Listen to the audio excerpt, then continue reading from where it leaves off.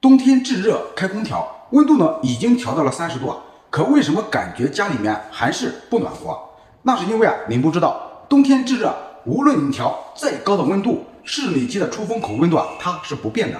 那如何设置才能使家里面暖和呢？打开空调，温度设置22度左右，导风板向下，风速呢调到中风。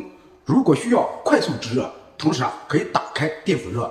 等到房间达到温度以后可以关闭电辅热，因为电辅热的耗电量是最大的。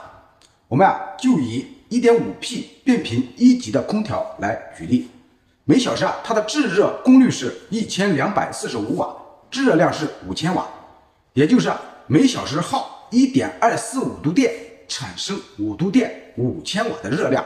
而电辅热每小时1000瓦1度电，只能产生1000瓦的热量。好的，我是小峰哥。如果你是新的朋友记得点个赞，关注一下，我会分享更多实用内容。